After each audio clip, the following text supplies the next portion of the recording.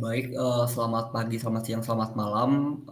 Assalamualaikum warahmatullahi wabarakatuh. Sebelumnya perkenalkan kami dari kelompok 5, yang pada kesempatan kali ini kami akan mempresentasikan, tugas kelompok kami, yaitu terkait dengan pengaruh TikTok marketing terhadap purchase intention pada generasi Z, peran mediasi dari consumer engagement. Adapun anggota dari kelompok 5 sendiri, yaitu ada Keisha Anjeli, ada saya sendiri Himanda Fadua, Natasha Radinka, Safa Alia, Nurhana, dan Ristio. Next slide please. Berikut merupakan tabel konten yang akan kita bahas pada presentasi kami kali ini. Ada 8 yang dimulai dari latar belakang, research question, sampai dengan kuesioner, dan metode analisis data. Next slide. Nah, yang pertama terkait dengan latar belakang yang dimana tentunya perkembangan internet secara tidak langsung turut mempengaruhi segala sisi kehidupan yang dimana berdasarkan data dari WR Social Hot Suite yang pada tahun 2020 terdapat peningkatan pengguna internet yaitu mencapai 4,5 miliar orang atau telah melebihi 60% populasi penduduk dunia. Yang dimana untuk di Indonesia sendiri pengguna internet berdasarkan data dari Asosiasi Penyelenggara Jasa Internet Indonesia hingga kuartal 2 pada tahun 2020 pengguna internet sendiri telah mengalami peningkatan yaitu sebesar 25,5 juta. Selanjutnya akan dilanjutkan oleh rekan saya. Ya, lalu perkembangan internet ditandai juga sejak kemunculan media sosial yang berdampak langsung pada efisiensi pemasaran. Lebih lanjutnya, media sosial akhir-akhir ini menjadi sarana utama untuk saling berinteraksi. Media sosial juga digunakan untuk menangkap aktivitas kehidupan sehari-hari individu ataupun masyarakat dan juga digunakan sebagai sarana komunikasi mengenai pekerjaan, minat, dan juga hobi. Nah, lalu pada rentan Juli sampai dengan Oktober tahun 2020, salah satu media sosial yang berdampak langsung pada efisiensi pemasaran yaitu TikTok. Nah, TikTok ini tercatat berhasil menambah sekitar 14,3 juta pengguna aktif di seluruh dunia dan khususnya di Indonesia selama atau sepanjang tahun 2020. Telah terjadi peningkatan pengguna TikTok yaitu meningkat sebesar 20%. Lalu TikTok juga memiliki potensi untuk menjadi media sosial sebagai tempat atau sarana untuk mempromosikan produk dan juga memotivasi minat beli dari konsumen. Dan fokus penelitian kami itu di wilayah Jabodetabek dan juga pada generasi Z serta TikTok sebagai fokus penelitian kami. Next please. Nama saya Keisha Anjeli dan selanjutnya saya akan menjelaskan tentang pertanyaan penelitian. Yang pertama adalah apakah TikTok marketing membuat intention to choose pada konsumen generasi Z meningkat? Kemudian yang kedua, apakah TikTok marketing membuat consumer engagement atau keterlibatan konsumen pada generasi Z meningkat? Kemudian yang ketiga adalah apakah consumer engagement atau keterlibatan konsumen membuat intention to choose pada consumer Gen Z meningkat?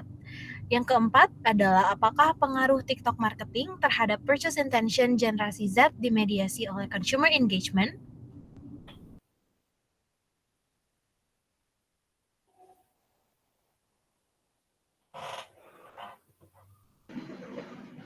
Baik, selanjutnya saya Syafa akan menjelaskan tentang landasan teori. Yang pertama adanya media sosial TikTok dan generasi Z, di mana generasi Z ini lahir di antara tahun 1995 sampai 2009, dan juga generasi Z ini membentuk 40% dari konsumen secara global, dan mereka juga dikenal menjadi digital natives. Dan juga media sosial telah mempengaruhi cara perusahaan untuk membuat hubungan dengan pelanggan mereka.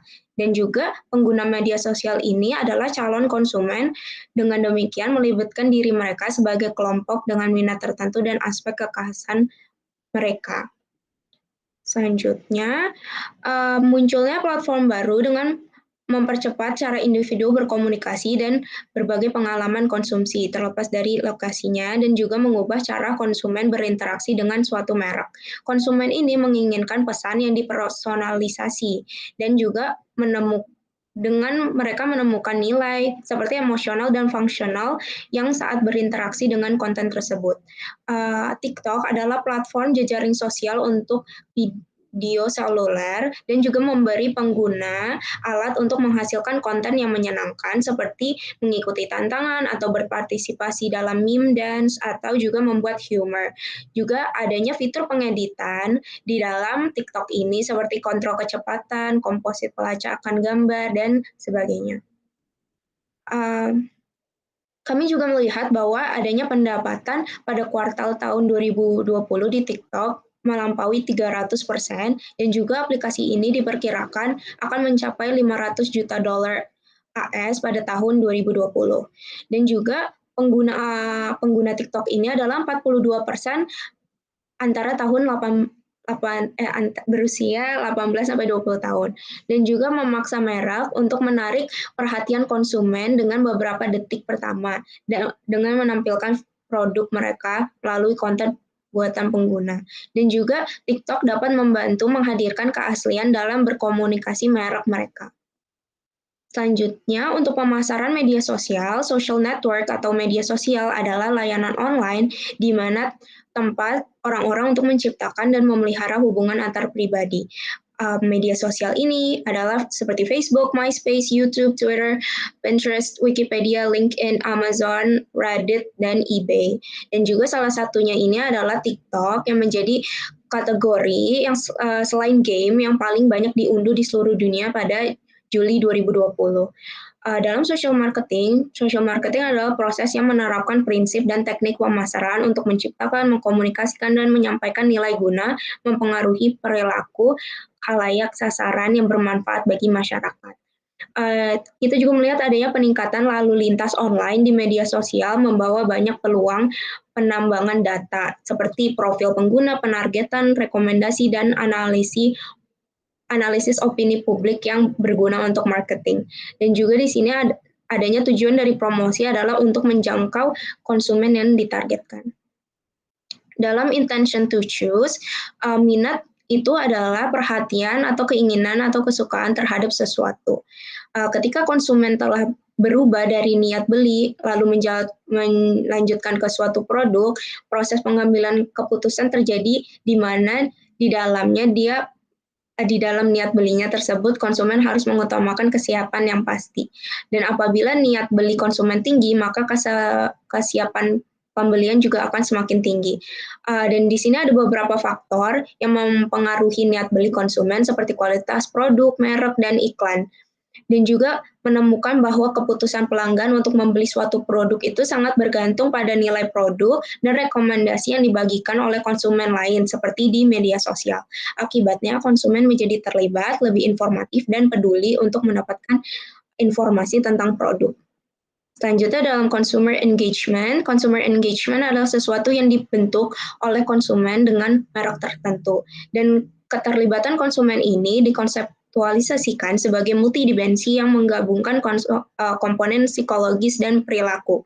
Keterlibatan konsumen ini juga diartikan sebagai suatu aktivitas kognitif, di mana adanya kaitan emosional dan perilaku terhadap merek yang positif oleh konsumen selama atau terkait dengan interaksi konsumen atau fokus merek. Selanjutnya akan dilanjutkan oleh teman saya. Terima kasih. Oke, saya akan melanjutkan menjelaskan tentang penelitian terdahulu. Pertama, penelitian terdahulu mengenai subjek ini itu judul penelitiannya adalah The Impact of Social Network Marketing on Consumer Purchase Intention in Pakistan. Consumer Engagement as a Mediator. Ini dilakukan oleh Tour et al. Dan tahun 2017 kalau nggak salah. Studi ini mempelajari pengaruh social network marketing terhadap purchasing behavior pada subjek di Pakistan. Next. Next. Dan studi tadi itu diacu oleh jurnal ini, yaitu The Effect of Social Network Marketing on Intention to Choose by Mediating Consumer Engagement oleh Saputro dan Hidayat. Studi ini mempelajari pengaruh social network marketing secara umum terhadap purchasing behavior terhadap subjek-subjek di Yogyakarta. Studi-studi ini mempelajari social network marketing secara luas, tidak spesifik atau dibatasi mengenai platform sosial medianya di mana. Oleh karena itu dari lubang ini kami melanjutkan studi kami dengan membatasinya pada platform TikTok. Next slide. Oke, selanjutnya ini dia adalah model penelitian yang kami gunakan dari penelitian terlebih dahulu yang telah dijelaskan oleh teman saya. Next. Berikut adalah hipotesis penelitian kelompok kami. Pada hipotesis pertama, pemasaran media sosial TikTok berpengaruh positif pada intention to choose. Hipotesis kedua, pemasaran media sosial TikTok berpengaruh positif terhadap consumer engagement. Hipotesis ketiga, keterlibatan konsumen berpengaruh positif terhadap intention to choose. Dan hipotesis keempat, consumer engagement memediasi hubungan antara pemasaran media sosial TikTok dan intention to choose. Next.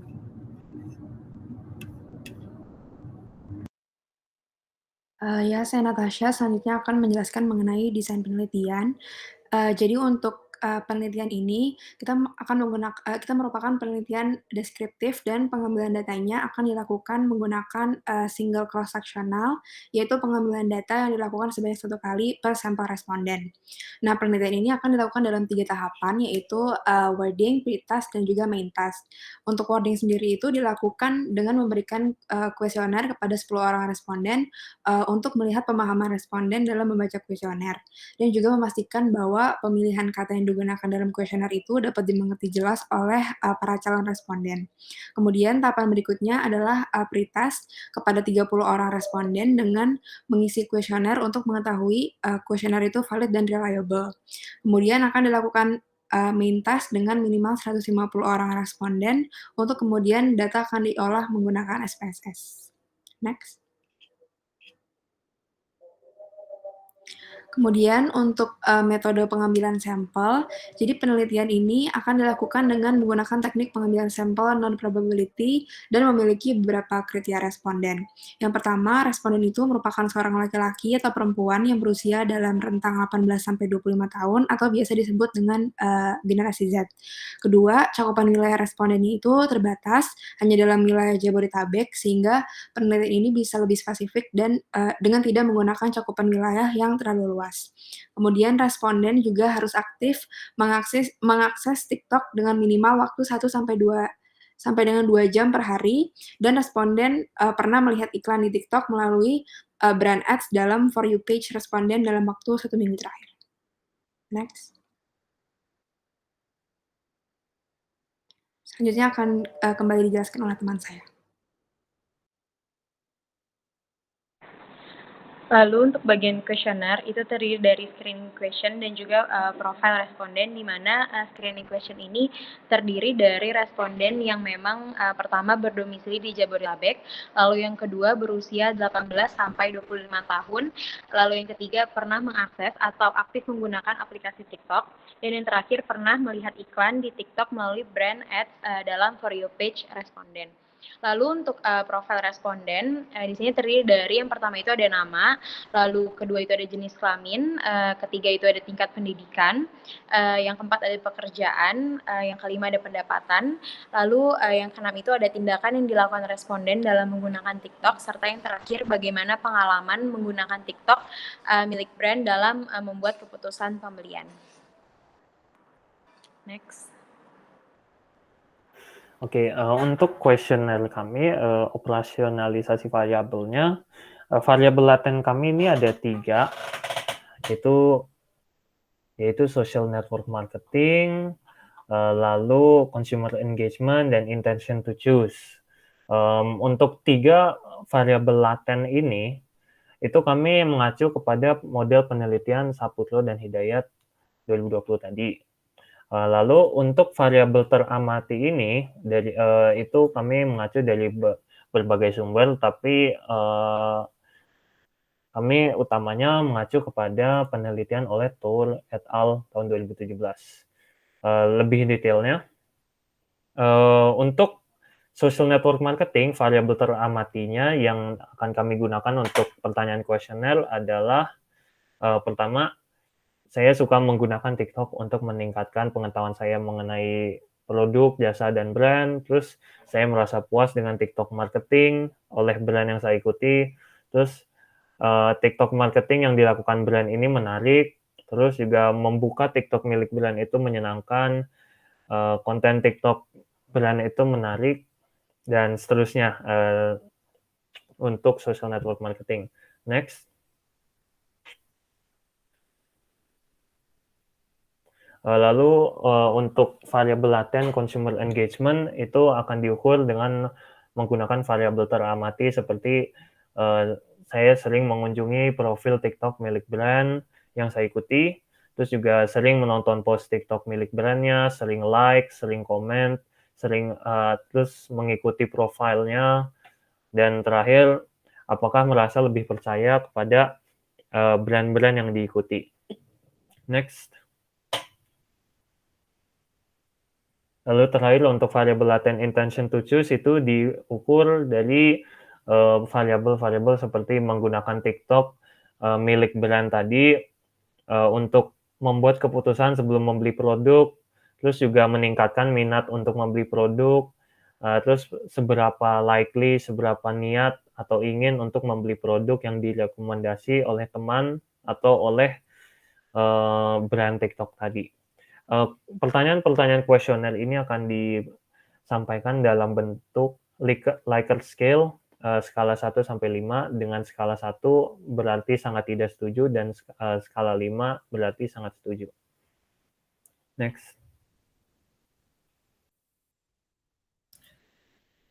Baik, selanjutnya terkait dengan metode analisis data sendiri, di sini ada beberapa tahap. Yang pertama itu yang wording test, yang dimana wording test ini seperti sudah dijelaskan sebelumnya bahwa akan wording test itu yaitu akan pertanyaan kuesioner.